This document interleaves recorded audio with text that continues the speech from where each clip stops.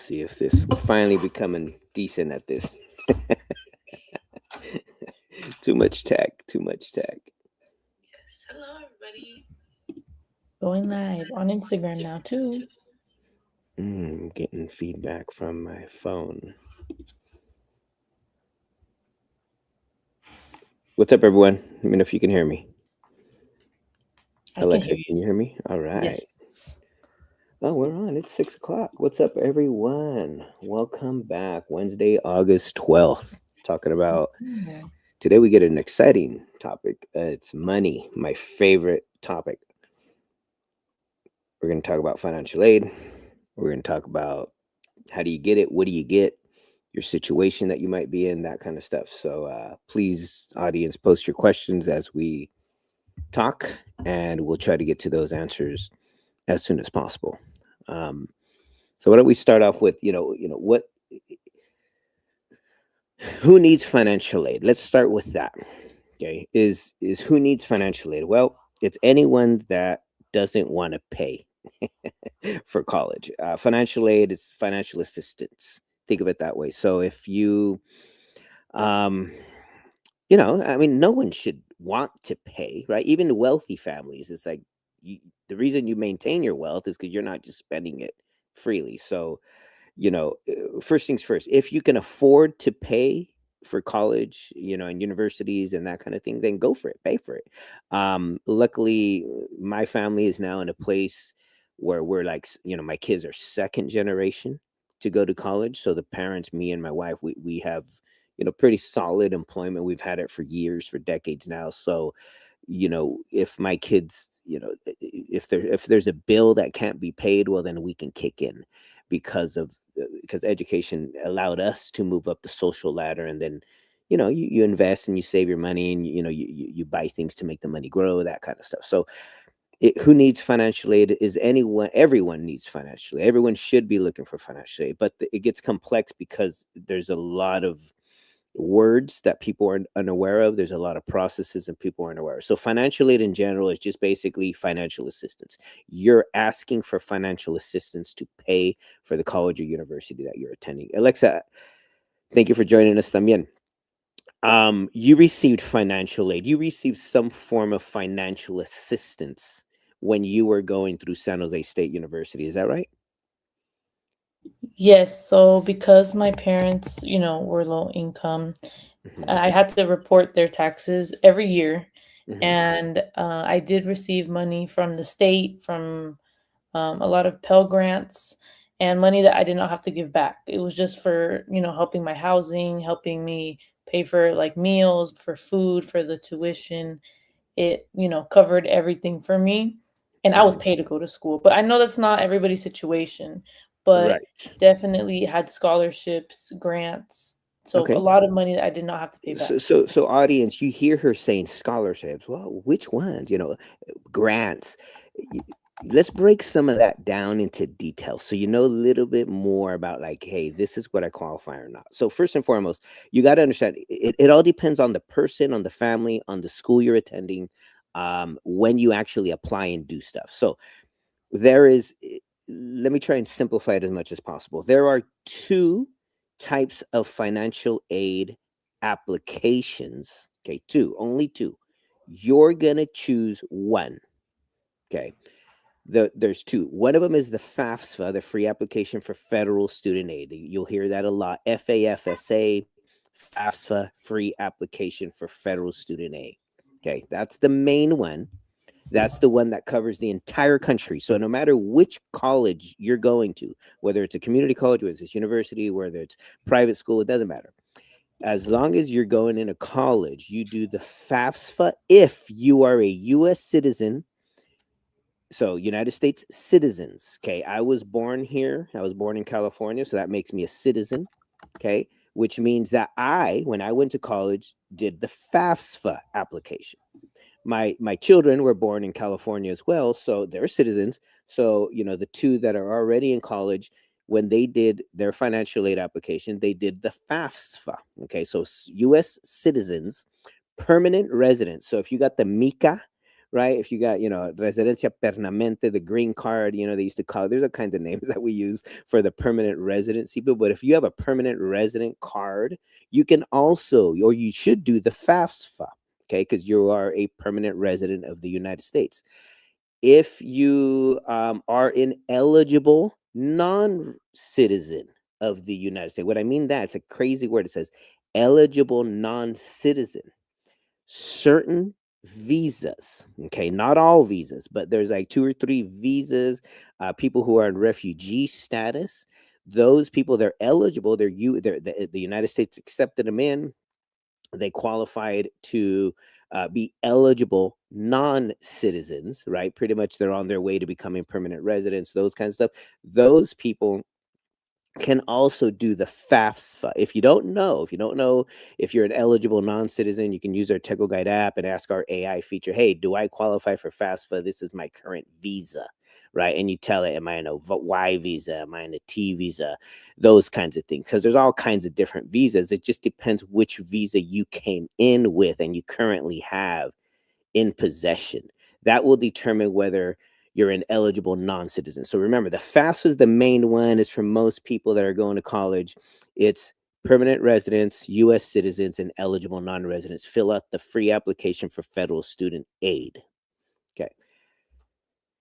Non-citizens that are undocumented. Okay, so students that are Dreamer students, AB 540 students, no tienes papeles, and you kind of want to go to college. You don't use the FAFSA. Don't ever submit the FAFSA.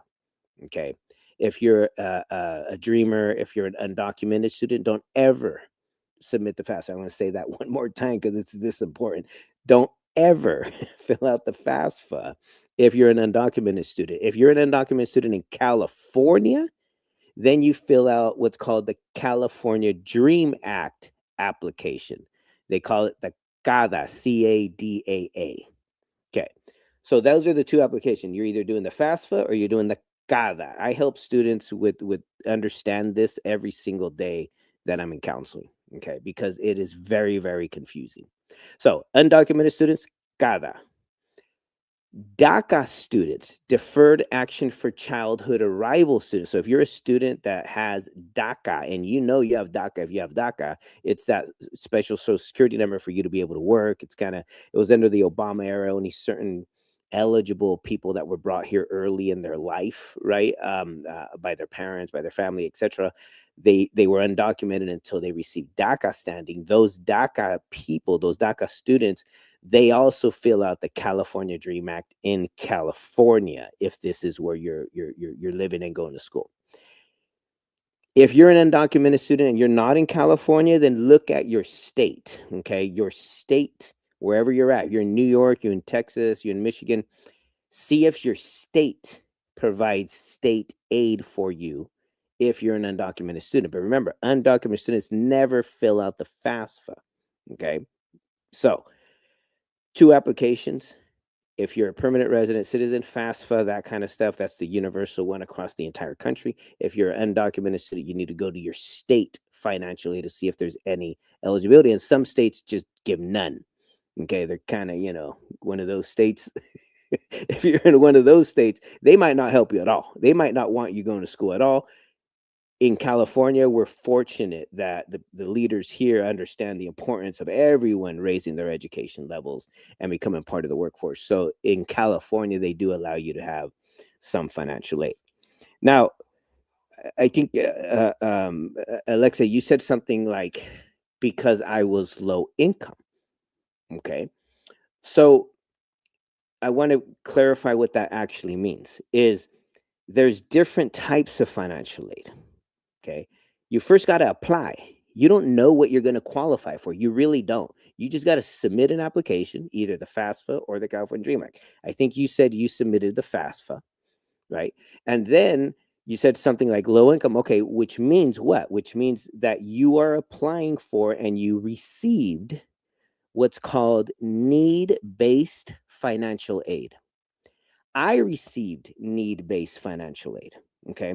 My kids didn't receive need-based financial aid because, again, you go to school to make a lot more money. When you do achieve that, the next generation is not going to receive the same financial aid that the first generation did because you were able to successfully complete college and raise your income. So what happened to like our family is that the first generation were need based because we didn't have a whole lot of income, right? My parents worked every single day, but when you know, are working in labor intensive jobs, you don't make the salaries that other people make. You're not making $100 an hour. You're making minimum wage. You know what I mean, or just above minimum wage. And so, or you might have a job or two jobs because one job is not full time, one job's part time. You know, you're hustling. You're doing what you can to keep the family afloat. And so, financial aid understands that. And if you have less income, then the rule is you should qualify for more aid to get you through college. Okay, so that's need-based financial aid. If you applied for the FAFSA because you're a citizen or a permanent resident or eligible non-citizen, the FAFSA will then determine what types of aid your college can provide you. Okay, need-based, someone like me, we were low income. I got what's called the Pell Grant. The Pell Grant, Pell grant. That grant by itself is the biggest one in the need-based category. It's not an enormous amount of money, but it helps. It helps a lot, especially if you're a low-income family. Alexa, I'm pretty sure you got the Pell Grant. I thought I heard you say Pell, and that's what she means. It's a type of grant that is need-based, that is given to people. Whatever you know your background is fine as long as it's need-based, right? Because you're low, you have lower income, you're going to be able to get a Pell Grant in different amounts. Okay, the needier you are, the more higher the amount is. The more money your family has, the lower the amount is. Those kinds of things. You're not going to be able to determine that. FAFSA determines that after you apply and submit all the information. There are other need-based grants that you can also get through doing the FAFSA. There's one that's called like FESOG grant. All the names kind of don't matter. What you have to know after this, live stream is every year you either got to submit the FAFSA or the California Dream Act. Remember, California Dream Act, undocumented students, FAFSA, permanent residents, U.S. citizens, eligible non-residents. So every year you need to program it into your head that I got to submit one of these applications. Now, when do you submit? It used to be different dates. About 2 years ago, it changed. You now submit your financial aid applications. You can start submitting every October. Okay, so every October, you need to put in your calendar that, hey, FAFSA. I have it in my calendar still. Hey, FAFSA. Why? Because I got kids, right? I got a couple still in school.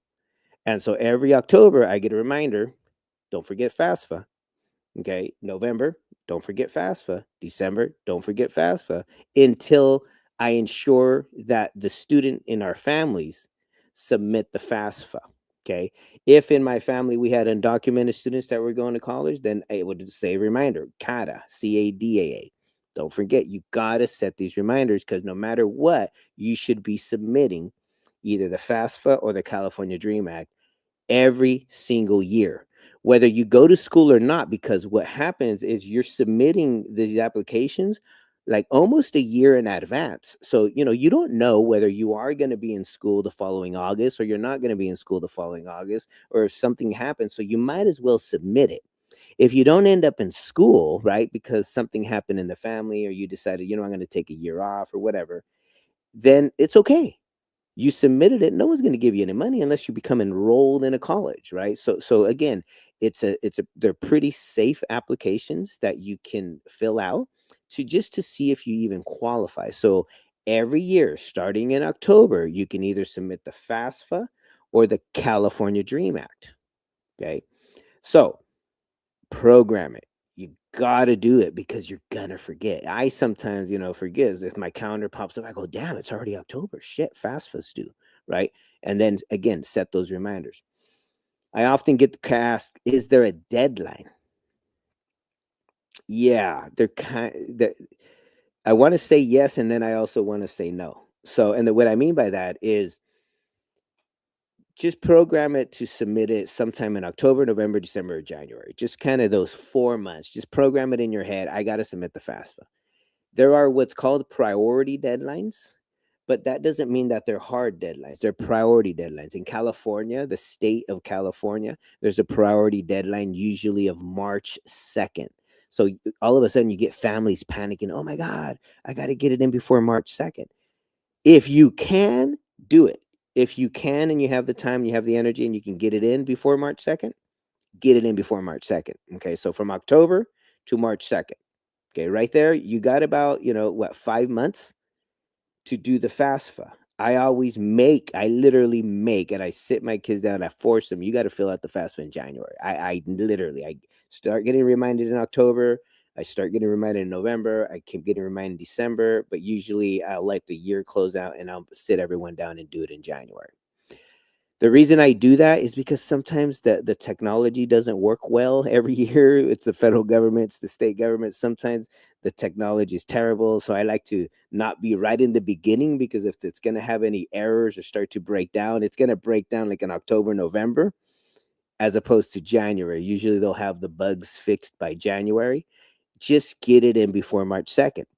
But remember, there is no deadline. Okay. Even if March 2nd passes, you need to get that FAFSA in. You need to get that California Dream Act in, whichever application pertains to you based on your residency. You need to get those applications in. Okay. Once they're in, when you submit your application, it's going to ask you, what colleges are you thinking about going to? You need to put down the colleges you're realistically applying to or thinking about going to. For example, in kids that go to my school over at Sacramento City College, if they sometimes take classes at American River College or sometimes take classes at City College, I'll tell them, put both colleges on your FAFSA just in case. All you're doing when you do that is you're allowing FAFSA to release the information to the college that you may be applying to. Okay. And remember, you're applying almost a year in advance. So this gets tricky when you're ready to transfer to a university. When you're ready to transfer to a university, you're applying to FAFSA almost a year in advance.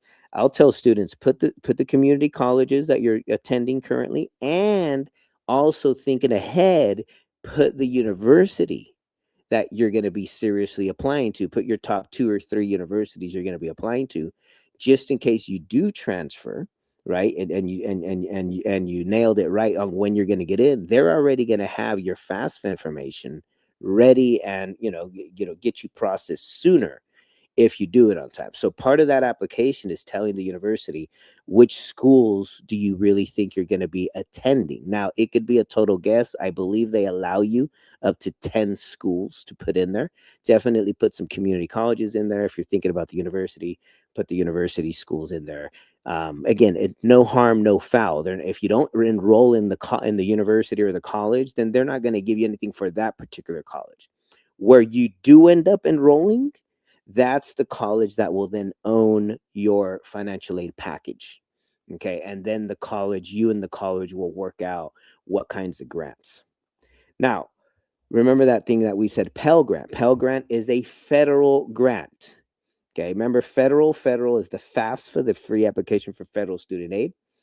If you're on the FAFSA, it means you're either a U.S. citizen, you're either a permanent resident of the United States, or you're an eligible non-citizen. Pell Grants, again, are the biggest at the community college level. They give you almost, if you receive full award, they'll give you about $8,000 or so for the full year. Okay. And again, it ranges. It just depends. If the family makes more money, it's a little bit less. If the family makes less money, it's a little bit more.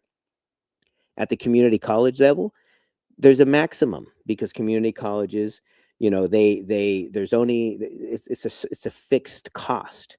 If you go into a UC, the maximum is a little bit higher. If you're going to a private university, might be a little bit higher, because the cost of attendance at those schools is higher than at the community college. So if we're using the community college as an example, when you do the FAFSA, and they come back and say, yeah, you're eligible, we're probably going to give you like, 7,000-8,000 for the whole year. That tells me as a student, okay, great, for the whole year. They're not going to give it to me up front. They're going to give it to me in payments to make sure I stay in school. Okay, so they're going to cut the 8,000 in half. They're going to give me 4,000 in the fall semester, and then 4,000 in the spring semester. And then when you go to school, they're not going to give it to you all up front either, because you give someone like me and my homies 4 grand and we're out. You give us 4 grand, we're gone, right? And so don't do that as a student. If the government gives you aid, you got to stay in school for that semester, or else they could technically make you pay that back.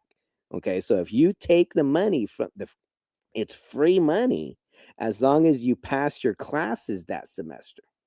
If you take the cash and you book it and you fail all your classes, you're going to get a bill to pay that money back. So I want to warn everyone. Everyone says, yeah, it's free money. It's free money if you fulfill your part of the deal, which is finish your classes for that semester. And if you don't, then you get put on like financial aid probation, or even financial aid dismissal, which means we've been helping you and you've been like failing everything. And if you're doing that, financially is going to want their money back. And then they won't help you anymore until you pay the money back, and then they never forget. So you always want to like not start off bad with financial aid by taking the financial aid and then failing your classes or withdrawing from your classes, because there are consequences now. Before, 10 years ago, there wasn't really any consequences. You can kind of get away with a bunch of stuff. Now, no. Now it's a deal. You're shaking the hand with the federal government saying, if we help you a little bit here, you're going to finish your classes. So again, do not just disappear. Do not just drop your classes. Always work with your financial aid office at your college if you're having trouble completing school. Alexa, I wanted to ask you, did you ever get dismissed off financial aid, or did you ever run into any trouble with financial aid when you're at the university? So sorry, my camera's off. I'm having technical difficulties, but I did run into problems. I did not know that I had to reapply to get money every year, because you're at a community college, or you're at a college and you don't think you have to do things year by year. You would expect like your whole time there to be covered, and it would be the same amount of money. So yeah, I did was shocked when I had to do it again the next year around the same time, and I was caught off guard by that. So that's definitely something to watch out for. In terms of inconsistencies, yeah, they would offer me a couple like $100 less for like the early opportunity program grant when that program was going through, financial cuts. Like they didn't have as much money to Mm-hmm. give, so they had to split the money between all of us. So yeah, like there was a lot of I guess troubles, because we counted on that money. I counted on that money. Um And then you so yeah. realize, because of budgets, right? Sometimes you get more money, sometimes you get less money, and it's based on program budgets. Now, so a couple more things that I think, audience, you need to know about is, when you apply for financial aid, okay, the government, say you do the FAFSA or the Dream Act, doesn't matter, right? Whatever application, they will determine the grants you qualify for. Your school will be the one that distributes the money. Federal financial aid, the federal government kind of determines. State financial aid, the California Dream Act, the state determines, and then you get awarded. So you have two students. Let me give you an example. The first student is a FAFSA student, citizen, doing all that, low income. The second student is an undocumented student, same income, low income, same income. The difference is residency. Okay. The first student, which is permanent resident, same income, same low income as the other student, that student might get the following if they're going to a community college. They might get the Pell Grant. Okay, that's one grant. That's like, $7,000-8,000 a month. I mean, not a month. Sorry, let me take that back. Not a month. It's for the whole year. Okay, they might get the Pell Grant. They might get an FESOG grant, which is another federal grant. In addition to those, they might get state aid as well, which is like the California Promise Grant, which pays for your classes. They might also get a Cal Grant, which pays for your classes. They might also get another like California Completion Grant, which is sponsored by the state of California. So the U.S. citizen is getting like 5 different grants because they qualify based on income, because they're going to go to school full time or whatever, etc. The undocumented student will not qualify for the 5 grants because 2 of the grants were federal. The undocumented student does not qualify for federal aid. So the undocumented student, if everything else was equal and one was a citizen and one was undocumented, the undocumented student will only get 3 of those grants. The US citizen will get 5 of those grants. And so, it's important to know which one you are, and it's based on your situation of the student, right? The person that's going to school. What is the residency of the United States for that person? That's what matters the most. Okay. So if I'm a student and I'm a citizen, then I do the FAFSA and I might get, like I said, these 5 grants if I'm low income. If I'm the undocumented student, everything else being equal, but I'm undocumented, I'm only going to get 3 of the 5 grants because I can only qualify for state aid. So there is a lot less money for undocumented students. But what I've learned is those undocumented students, they're just happy to be there. They're going to still work their butts off, right, to finish school. And so, don't be discouraged if you're only getting 3 grants. Those kinds of things, we want to just lower the cost. I also want to state that financial aid is not built to pay for everything.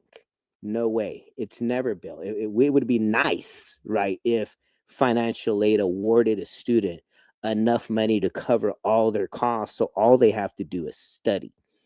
That's not the purpose of financial aid. Financial aid was designed by your elected officials to only cover about 30% of what it really costs to go to school for 1 year.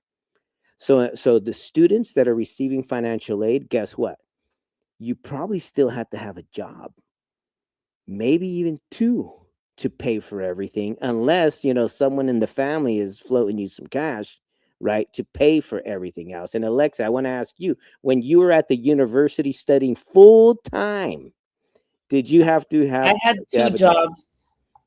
I had 2 jobs while working in college, so Yeah, what did I yeah, tell you? Yeah, I had that. it's the Man, only me way. too. Yeah, it's the only way because FAFSA, yeah, everyone's, oh my God, I got FAFSA, but it's like this much. And it costs, 20, 30 grand to kind of, live a whole year and then pay rent, pay food, pay bills, pay the tuition of your college, pay your books, transportation, getting to and from the school, and then a little bit of entertainment. I mean, you're not balling. I'll tell you that much. You're not balling when you get financial aid.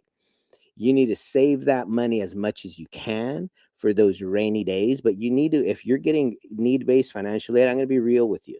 If there's no other money coming in, like family helping you, you're going to have to work a job or 2 just to survive. And that's just the reality. Those of you who are running for office and trying to become state legislators and senators and lawmakers, y'all need to pass a bill to fund financial aid 100% for those families that are low income. Pay for everything. Don't just pay for 30%.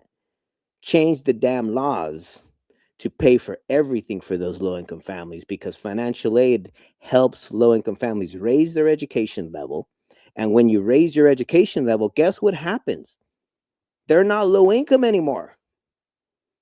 Me and my wife, we're not low income. That means my kids are not low income. And me and my wife got financial aid. And every year, guess what we pay more of every year? Taxes, right? We all pay taxes. And the higher your income, the more taxes you pay. And so why wouldn't we pay for their whole financial aid, right? Make it 100%. So listen up, those of you that are running for office. Listen up, those of you who are lawmakers or those of you who want to be lawmakers. You all need to pass laws that cover low-income students 100% financial aid, not 30%. That's how we eliminate poverty. That's how our country makes a lot more money because that person is going to make more money over a lifetime. Okay, think about that. Like I've been paying taxes for 40, 50 years, right? And for 30 years as a professional. The money that they gave me was this much. The money I gave the government due to my taxes is this much. So it's an investment. You have to look at it. Financial aid is an investment in people. And so again, let me get off my soapbox. But those of you listening that have that are politicians, you need to make sure that you fix that. That will totally change the outcomes of families, and it'll do it within one generation. As long as we can keep those people in school, their incomes will skyrocket, and we'll never have to really help the next generation that much because they are higher income now. Just like my kids, they don't get need-based financial aid because they're not low income anymore. And if they ever get into trouble, well, the parents can now kick in their income to pay for anything that comes up. So think of it that way: as financial aid is an investment in that person to raise their education level, so that one day that person can make a lot more money because they're trained, they have degrees, they have certificates, etc., etc. I have a You're on a question. Yeah, go ahead. So I have a friend that knows a lot of Peruvians, Hmm. and some of them are planning, to come to the U.S. and to study. Do you know if any information about recent, you know, immigrants and documented students and like the benefits specifically for California for them? It just depends. Para So it los has nothing estudiantes to que do with vienen en it estos has nothing to años. do with where you're from. Okay, so you could be from Afghanistan, you could be from Peru, Mexico, doesn't matter. What matters is your residency of the United States. When you came into the country, what do you have or what don't you have? Okay. I work with thousands of students. I would say 70% are citizens, permanent residents, 30% are undocumented. Okay. If you're coming into the country, a lot of times I'll run into a student that came into the country with what's called an F visa or a J1 visa. I already know they are considered international students. Okay. Mm. International students do not qualify for state or federal financial aid because you're a guest. You're here as a guest, and you need to leave back to your country, right, when you're done with whatever school you're doing. So, international students, whenever I see an international student, I already know, like, I can make some assumptions that they have to prove to the government that they can pay for their own school without aid, because international students often are not allowed to work either. So those international students usually come from families who have high income in their countries if they are here as an international student. Okay, so I want to make that different there, that those students that are on F1 or J1 visas, they're international, meaning they got money. Okay, so from somewhere they got money. They're not going to qualify for federal or state financial aid. But that's very different from a student that comes in as an undocumented student, right? That's very different, right? An undocumented student we treat completely different in California. We would want that student to fill out the California Dream Act application, and then the state of California will determine whether you qualify for a Promise Grant, whether you qualify for a Cal Grant, or any other state grant that exists. And so, again, it doesn't matter what your ethnic background is. What matters is your residency of the United States first, and then where are you going to school? You going to school in California? You going to school in Texas? You going to school in Florida?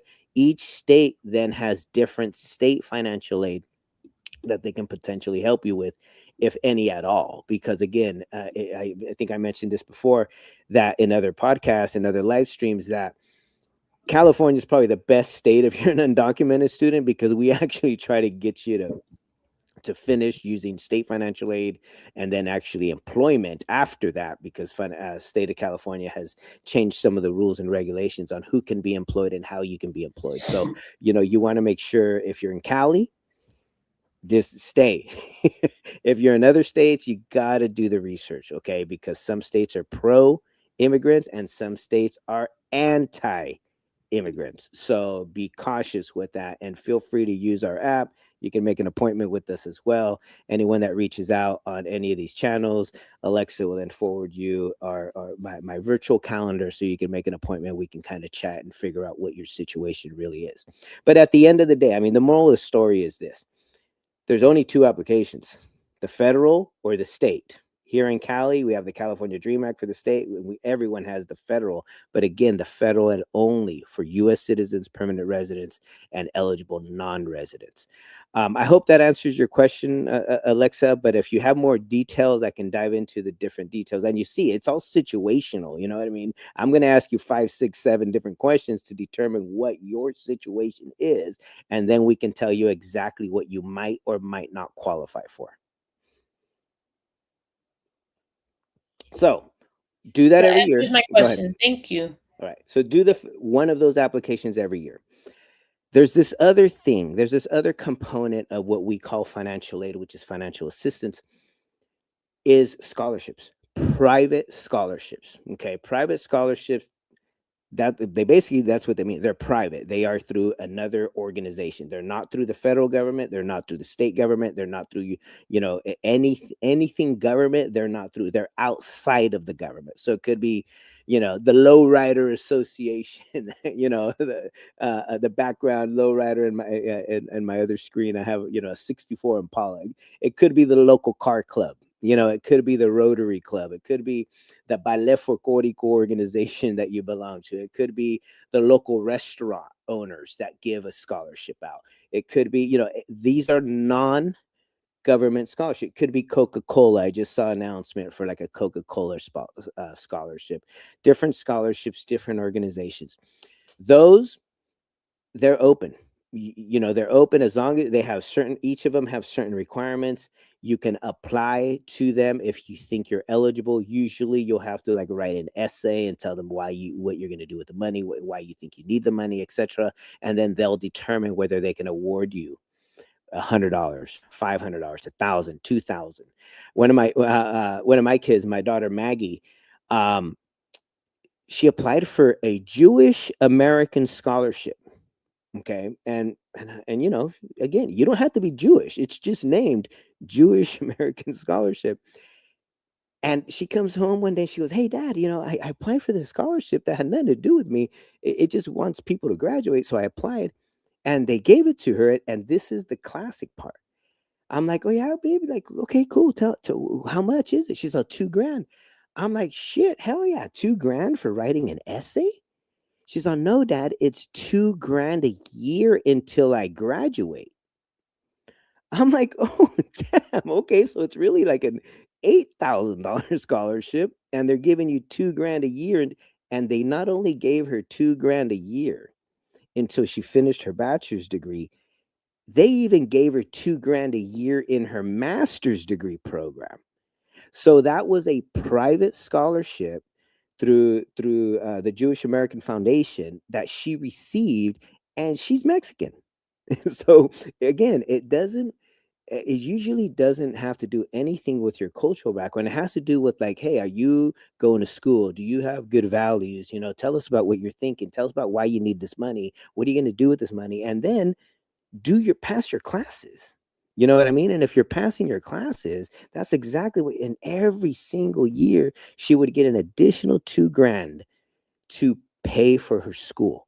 And I'm like, wow, I had never heard of that scholarship before until then. So a couple websites that, especially undocumented students, remember, undocumented students are going to get less financial aid than the citizens that doing the FAFSA. Undocumented students are going to get less. There's a great website out there in California for those of you that are undocumented, those of you that are DACA students. It's called immigrantsrising.org. Okay, immigrantsrising.org.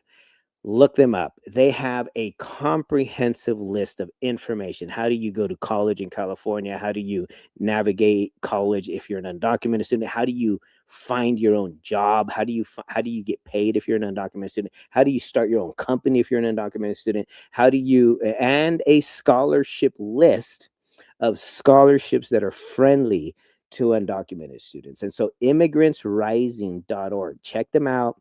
They're a really, really, really good organization that's positive, that keeps things private. They do things all over the state of California.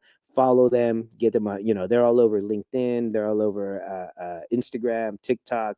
Again, immigrantsrising.org. Go to their website. They have all kinds of research reports, articles that you should read, especially as they pertain to undocumented students. They've been around for years. You can trust them. I use their materials all the time when I'm working with students that are undocumented because they need more information that's real information. So again, I want to really just plug immigrantsrising.org.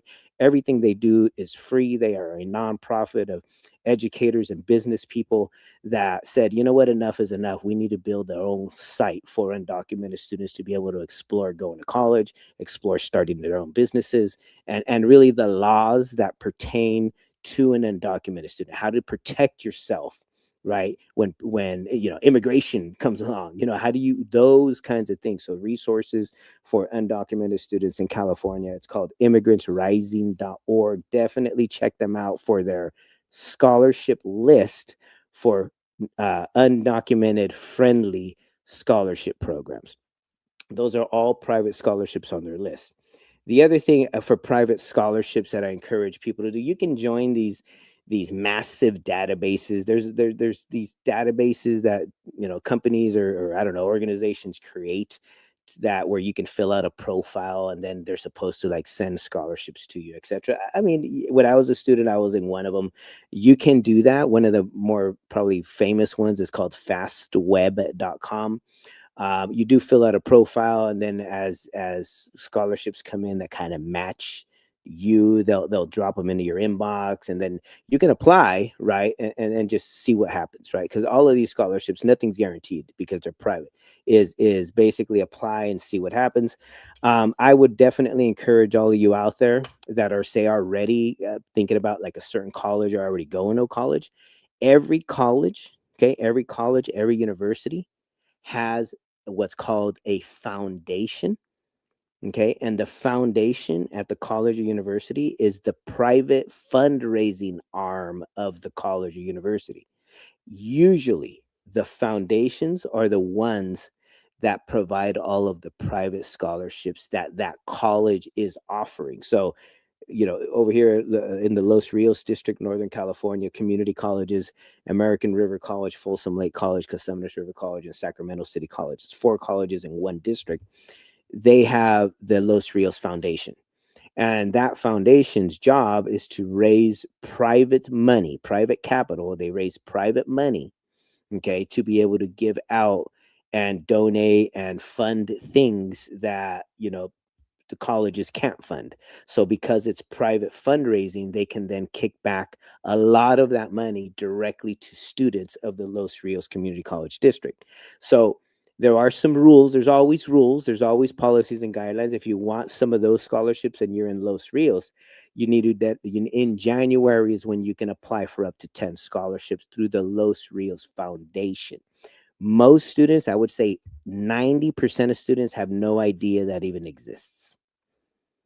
10% of students are told that it exists or they found out they exist and they apply. So that's one thing you'll see a lot with scholarships is that a lot of money is not given away because there's not enough applications.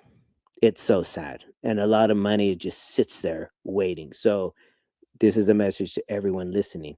I don't care if you don't qualify for the scholarship or not, you should apply. Okay, if it's a private scholarship, apply. The goal of those institutions is to give away that money before the end of tax season, right? You're doing them a favor by taking the money. So you got to make sure you apply as much as possible to those free and private scholarships. Start with your school's foundation.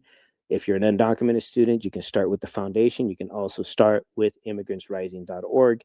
And then you can do general searches. We have AI now. Okay. The other day I asked ChatGPT to give me a list of 50 scholarships that someone like me would qualify for. And it gave me 50 scholarships that I could apply for. I still got to do the applications, still got to do those kinds of things. But you have AI, use it. Okay. That's a tool that I didn't have when I was in school.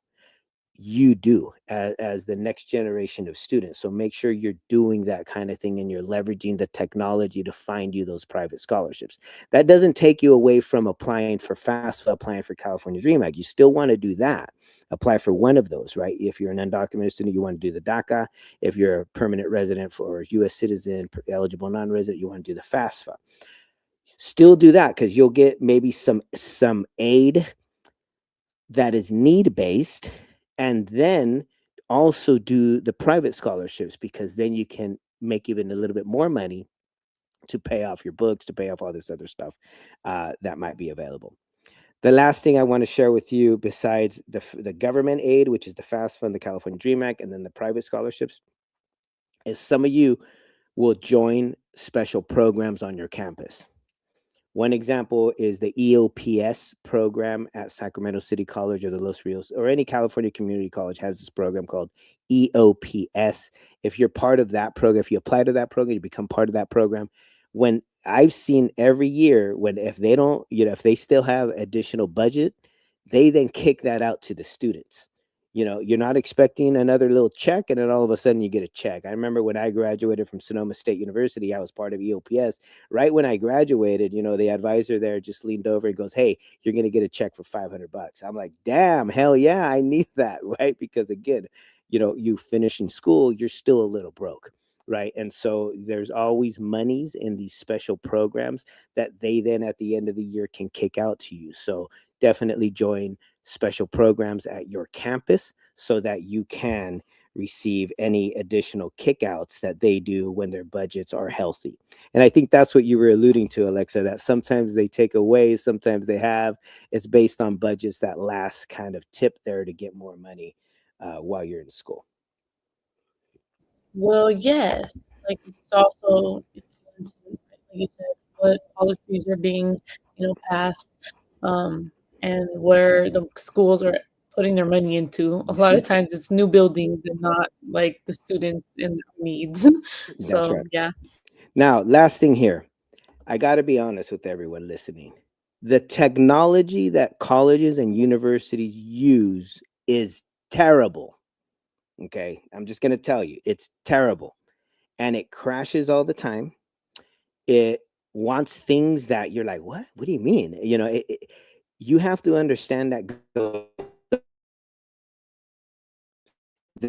come in and go, "Oh, Gonzalez, they're cutting off my financial aid," and they're panicking. The students panicking. They're like, "Oh, I got an email that's telling me none of my classes count for financial aid." Stop. Don't panic. It's a technology issue. Okay. Just know, more than likely your classes do count, but because they're using different databases, and one's a federal government, one's a state government, then you have the college financial aid office, and then you have college admissions office. They're all screwed up. They all use different technologies, and it's a shit show. It's a mess. Okay. Every college I've ever worked at, every university I've ever worked at, it's the same shit show. Okay. Just know that as a student. So don't panic right away. Yes, you do have to fix that problem, but do not panic. Do not drop your classes. Just wait. Just wait to speak to the professional. Wait to speak to the counselor. Don't wait. Actually, make an appointment. Do a drop-in appointment. Call the office 10 times a day until they answer. Right? Call the financial aid office. Do a Zoom appointment with financial aid office. Go to the financial aid open office hours. Right? Appointments. The computer labs. Get a hold of someone. Okay, to help you resolve whatever problem is coming up with financial aid. Got to be honest with you, it's going to be kind of difficult to get through that process, but once you're through and once you're doing well, it kind of goes away. But initially, you might get flagged for things. Again, do not panic. It's not your fault. It's the system. It's whack. Okay. And there's so many different databases that one doesn't talk right to the other one. That one doesn't talk right to that one. And it'll say things to you that you'll be panicking. Don't panic.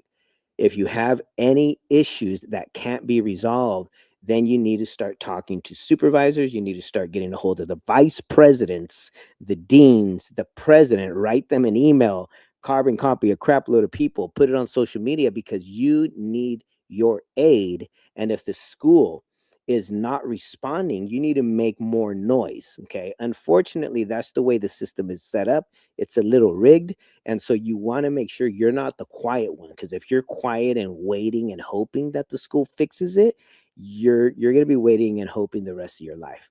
I never tell my own kids, wait. No, this is a problem that's more internal, structural. You need to make sure your application is correct. You need to make sure you've done everything and that you put it in writing. So definitely use your student email to communicate to counselors, financial aid officers. And if they're not responding, you need to take that up the ladder. You need to you need to email the dean. You need to carbon copy the vice president. You need to carbon copy the president.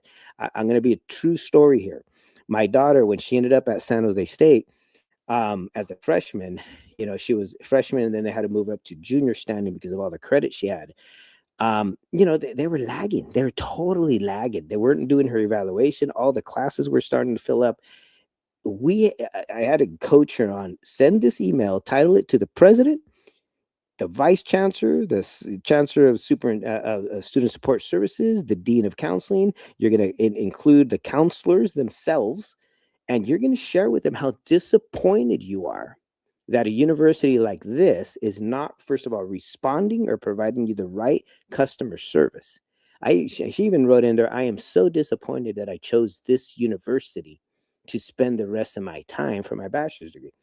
They literally fixed all of her problems in 48 hours. 48 hours. She was bugging them and asking for help for months.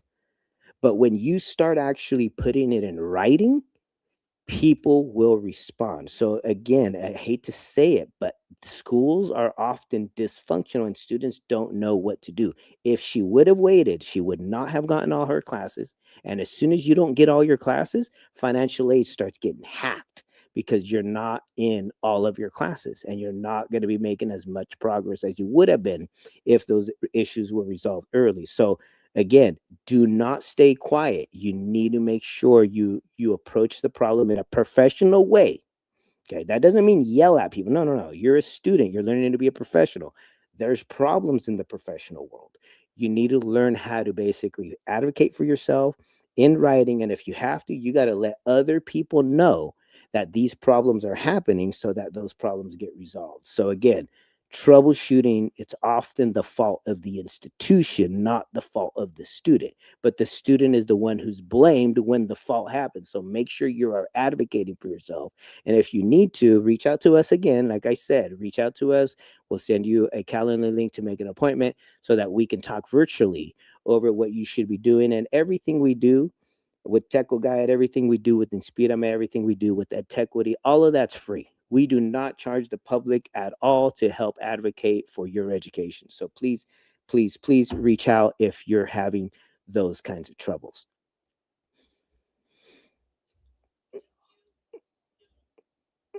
Alexa, you're on mute on StreamYard.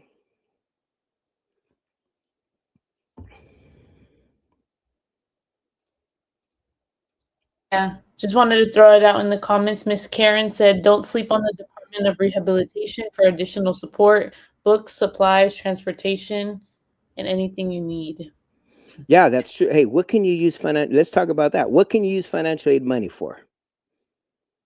What did you use your financial aid for, Alexa? What did you use? Seriously, like when you saw that deposit, you're like, Oh my goodness. To buy myself coffee, to buy myself my groceries. I also had through the college, I was able to get food stamps. So that also was a big help, like $250 a month to $300 a month. That really helped me. And I would also, I would help pay my rent while I was away. I only lived an hour away from school, but I was able to be more present on campus because I was able to not worry about paying. Yeah. And you can use it literally for anything. Oh Literally. yeah. Do not burn it. My advice to you, man, you're throwing parties, you're burning it. You're burning it. No, don't do that because they just deposit. If you're going to receive any money, they just send it to you, right? Whether it's a deposit into a bank account or whether it's a check, whatever. Every school does it a little bit different. But you got to be mature about it. Be like, damn, what if I don't keep getting the money? That's the first thought you should have. This might be a one-time thing. Okay. So first of all, you need to save the shit out of that. Put it in your bank account, put it in the savings, just leave it there. If you don't need to spend it, save it. Leave it there. You will have expenses later. And if for whatever reason you don't get financial aid anymore. Your parents all of a sudden make more money the next year. Now you're not going to get financial. It's all tied to income and family, and things happen. Okay. You might not get you might get financially the first year and not the second year. And then there might be problems for the third year, etc. As you're working through those problems, there might not be any money. And every semester there's more classes, there's more fees, etc. So I always tell a student, if you can save it, save the shit out of it. Okay. If you can't save it because you have immediate expenses, right? Then be smart about it. Use the financial aid money to pay those bills that need to get paid right away, right? You need that roof over your head. Without that roof over your head, you're in trouble, right? You need, high speed wireless internet. You do. I mean, that's now a necessity. If you're in college, that's a necessity. Some people use some of their financial aid to pay for that because you're using it every day. If you don't have good technology, okay, your computer's about to die. You know what I mean? It's on its last leg. You need to buy yourself a brand new laptop.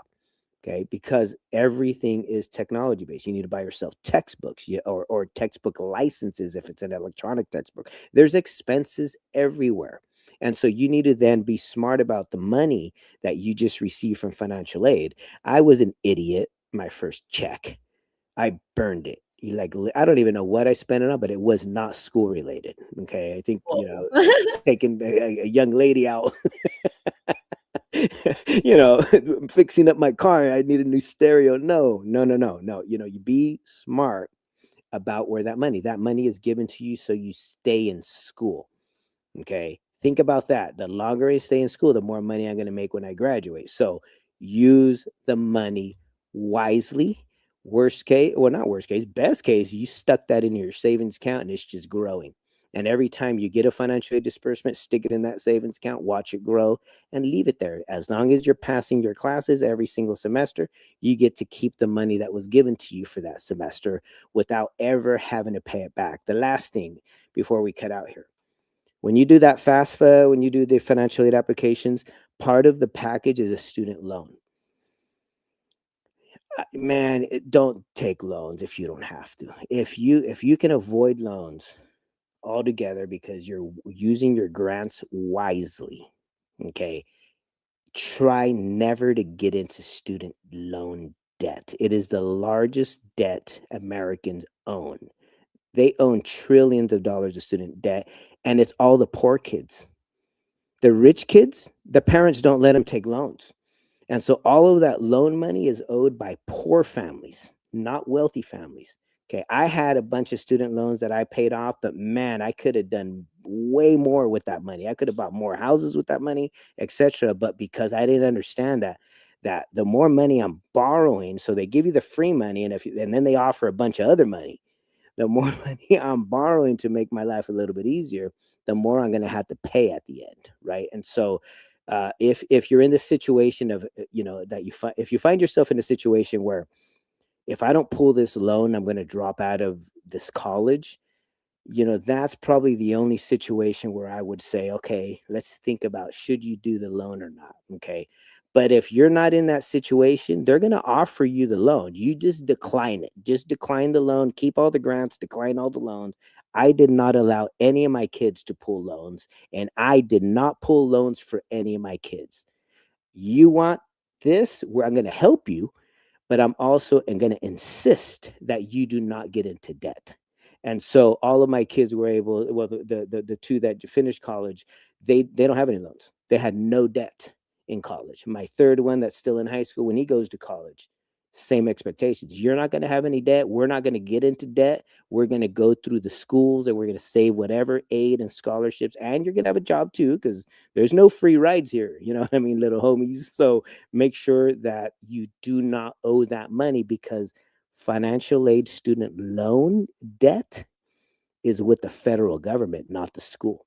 The federal government will get their money back by force if they have to. Okay. That loan is, you, even if you declare bankruptcy, the people who manage the loan, the people who pass the laws for the loans, made sure that the loans are not covered by bankruptcy. So you declare bankruptcy, you still owe your student loans. They want their money back. Okay. Again, if you can avoid loans, do it. If you have to go to a community college to avoid loans, do it. because you do not want to owe the most powerful nation in the world any money. And when you start borrowing money for your school, guess what you do? You owe the most powerful nation in the world a ton of money. So with that being said, everyone, thank you very much for joining. Alexa, thank you very much for your input on your financial aid experience and some of the obstacles that you shared. See us here next week at 6 p.m. for our English live stream. We also now are doing a Spanish live stream at 7 p.m. And so check out announcements for that as well. And we'll be starting that here in the next couple minutes. Thanks, everyone. Have a good evening. Bye.